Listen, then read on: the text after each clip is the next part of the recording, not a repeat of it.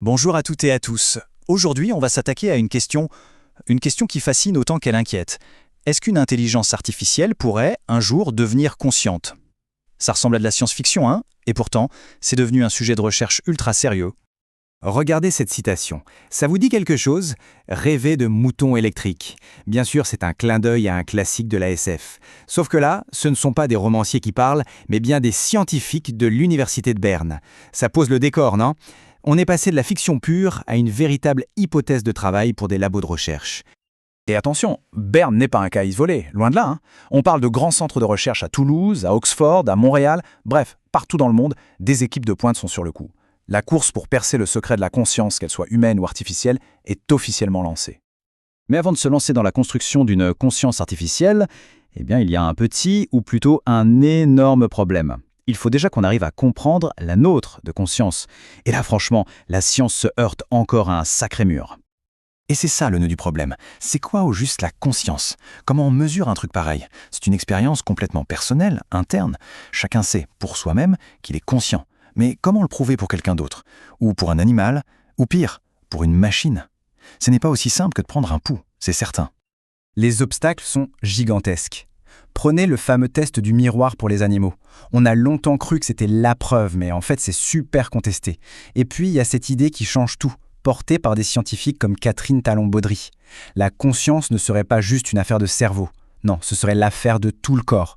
Il y a même des recherches qui montrent un lien entre les battements de notre cœur et notre perception de nous-mêmes. C'est fou, non? La conscience serait donc incarnée. Bon, alors, face à ce casse-tête, comment les scientifiques s'y prennent-ils? Grosso modo, il y a deux grandes approches qui se dessinent, deux plans, si on veut, pour essayer de créer un esprit artificiel. Alors, la première piste, elle nous vient encore de Berne. Il l'appelle le modèle du conducteur. L'image est assez parlante. Imaginez un orchestre symphonique. Sans chef d'orchestre, c'est le chaos. Eh bien, pour la conscience, ce serait pareil. Il faudrait une sorte de chef d'orchestre central dans l'IA pour tout harmoniser et faire émerger une pensée cohérente. Et ce chef d'orchestre, il aurait 3 jobs principaux. D'abord, il doit comprendre ce qui se passe dehors, dans le monde réel. Ensuite, il doit être capable de créer des choses de l'intérieur, un peu comme nos rêves. Et le plus important, la 3e tâche, il doit savoir faire la différence entre les deux. Ne pas confondre la réalité avec ses propres créations mentales. C'est cet équilibre-là qui serait la signature de la conscience.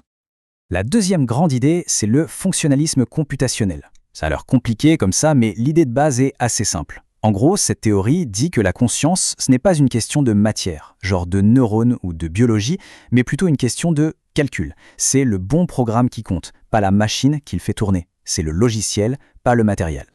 Et ça change tout. Ça veut dire que peu importe que ce soit un cerveau biologique ou une puce en silicium, si on arrive à créer le bon algorithme, le bon type de traitement de l'information, alors la conscience pourrait apparaître. La porte est donc, en théorie, grande ouverte à une conscience artificielle. Ok, super, mais concrètement, aujourd'hui, où est-ce qu'on en est? Les IA qui nous entourent, celles qu'on utilise tous les jours, est-ce qu'elles sont conscientes? La réponse des chercheurs, notamment après une grosse étude menée à Toulouse, est non. Un grand non, clair et net. Pour l'instant, aucune IA existante n'est consciente. Elles sont incroyablement douées pour imiter, pour donner l'illusion, mais il leur manque ce je ne sais quoi fondamental de la conscience. Mais attention, il y a un mais qui change tout. Les mêmes chercheurs disent aussi qu'il n'y a a priori aucune loi de la physique, aucun obstacle technique insurmontable qui nous empêcherait d'en construire une un jour. La porte n'est absolument pas fermée, au contraire, elle est peut-être juste entr'ouverte. Et c'est précisément parce que cette porte est entr'ouverte qu'on doit commencer à se poser des questions éthiques fondamentales. Parce que si un jour on y arrive, si on crée une conscience, quelles seront nos responsabilités? Pour anticiper ce futur, l'équipe de Berne a une idée, un pacte homme-IA. Le principe est simple, mettre en place des règles du jeu dès maintenant pour s'assurer que le développement d'une IA consciente ne se fera jamais au détriment des droits et de la dignité humaine. Et là, on touche au cœur du dilemme moral. Est-ce qu'on a le droit de créer une entité qui pourrait souffrir? C'est une question énorme. On pense tout de suite à la manière dont on traite les animaux ou parfois les intérêts économiques priment sur le bien-être. On risquerait de faire pareil. Mais il y a une nuance capitale apportée par les scientifiques. Être conscient ne veut pas forcément dire être capable de souffrir. On pourrait peut-être imaginer une conscience sans la souffrance.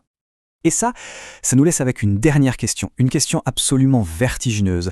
Si on pouvait créer une conscience qui ne ressent rien, ni douleur, ni joie, une sorte de pur observateur du monde, à quoi ça servirait? Quelle serait la valeur d'une telle existence?